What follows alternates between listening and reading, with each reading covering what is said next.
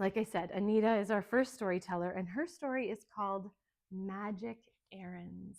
So if you can give a nice little warm welcome to her.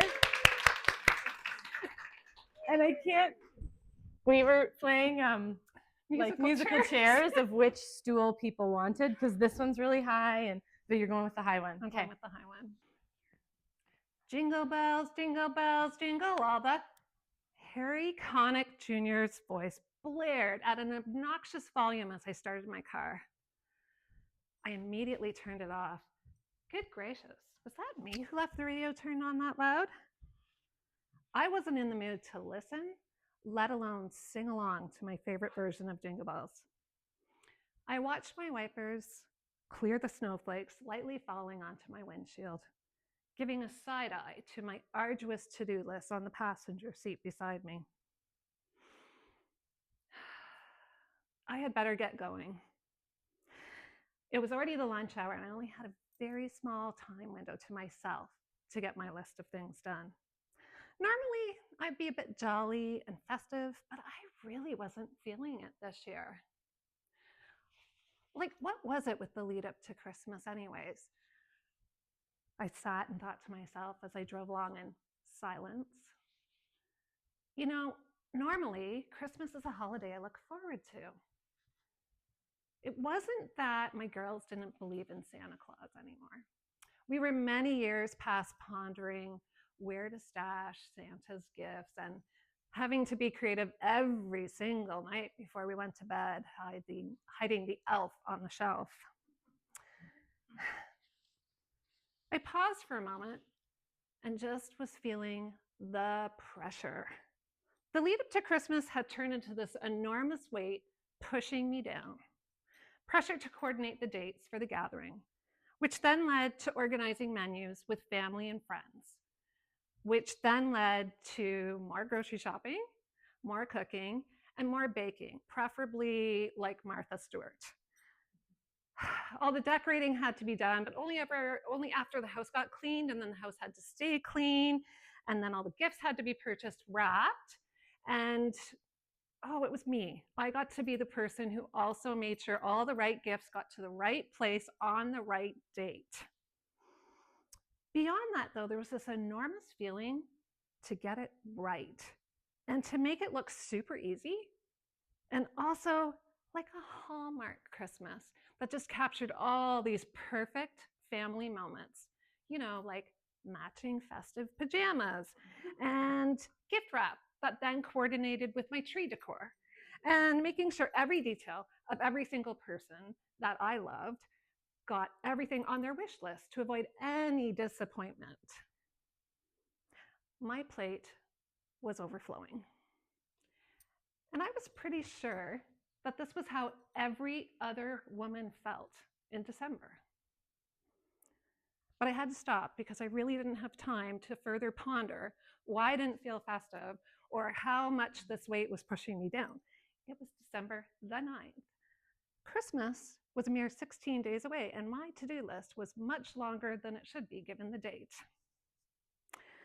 I cleared my mind as I arrived at my first stop, took a deep breath, jumped out of the car ready to conquer my to-do list. I finished paying for my purchases at store number 1, graciously thanking the employee for her help, and rewarding myself with a silent hurrah. 1 store down, 3 gifts purchased.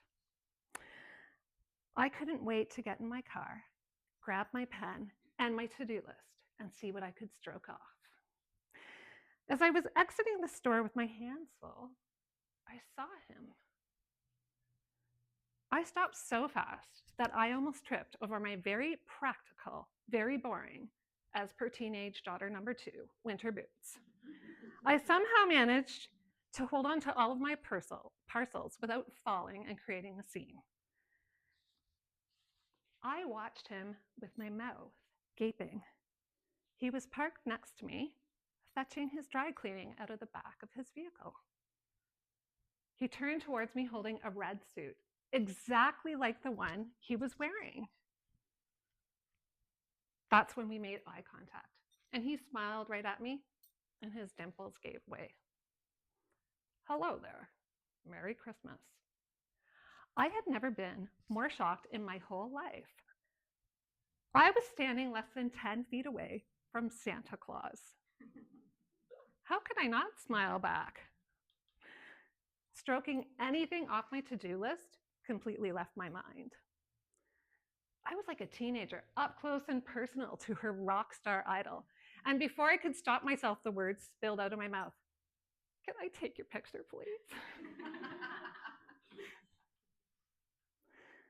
Santa's smile just got bigger. Of course not, he obliged. He posed next to his pickup truck. I grabbed my phone and snapped his picture. He walked over to the dry cleaner door, paused, held up his suit, and let me take a second shot.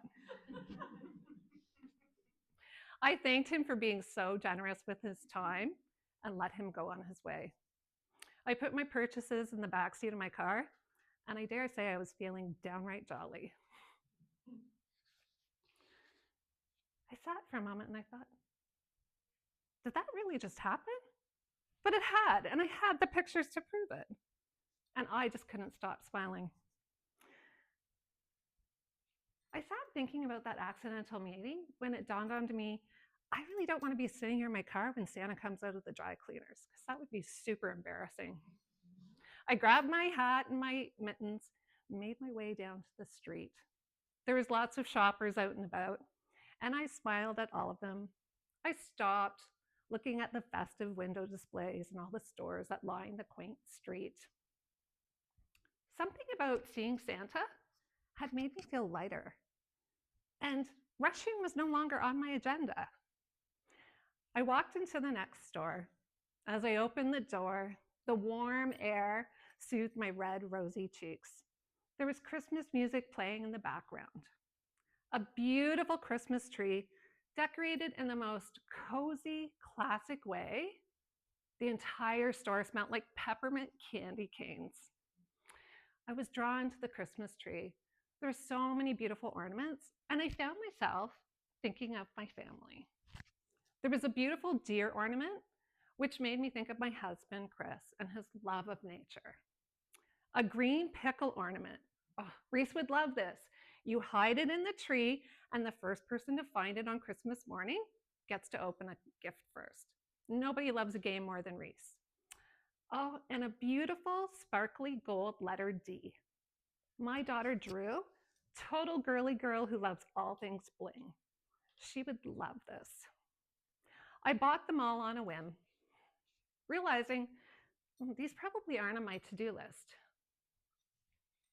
Where my to-do list? It wasn't in my purse, wasn't in my pockets. Had I lost it on my walk? I returned to where my afternoon outing began. I got into my car and I saw the to-do list still on the passenger seat, unchanged, nothing stroked off.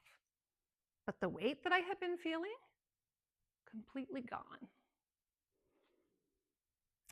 You know what? I don't need a Hallmark Christmas.